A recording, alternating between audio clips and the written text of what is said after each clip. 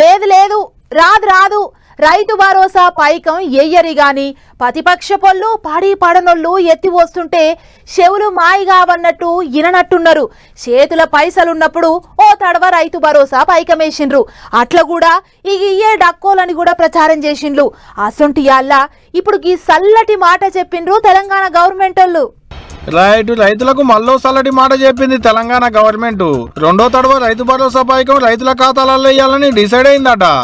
ఈ నెల రెండో వారంలో రైతులకు భరోసా పైకం పక్కా పడాల్సిందేనని ఆర్డర్లు అందినాయట ఆల్రెడీ ఆర్థిక శాఖ ఆఫీసర్లకు.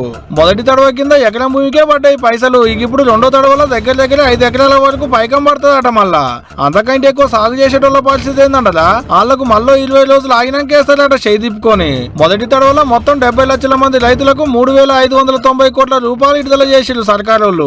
ఇప్పుడు రెండో విడుదల ఇంకో 2,650 కోట్లు పడతాయి. ఇంత మునుపు పాత సర్కారు ఉన్నప్పుడు ఇచ్చింది ఎకరానికి ఉత్త 5,000. ఇప్పుడు కాంగ్రెస్ అధికారంలోకి వచ్చినాక 6,000 ఇస్తుంది ఎకరానికి. కాకుంటే సాగు భూములకే, పంటలేయని బీడి భూములకు, పుట్టలకు, గుట్టలకు భరోసా పైకం పడదు. లెక్కకైతే ఇది యాసంగి నాట్లప్పుడు పడాల్సిన పైకము. మరి వాళ్ళకేం తిప్పలుందో ఇప్పుడు వేస్తుర్రు. ఇటు పంటలు కూడా కోతకొచ్చినాయి, కొన్ని దుక్కుల కోస్తులు కూడా. ఇట్లా రైతు భరోసా పైకం వేసుడు ఒడిచేటాళ్లకు మళ్ళా కళ్ళల్లో పోసిన ఒడ్లను కొనడం ఉంటది. ఎట్టయితే భరోసా పైకం అయితే అందుతుంది దిగిలేని కొంతమంది రైతులు సంబరపడుతుంటే నాట్లకు అందాల్సిన భరోసా పైకం కోతలకు వస్తుందన్న బయట ఇంకొందరు.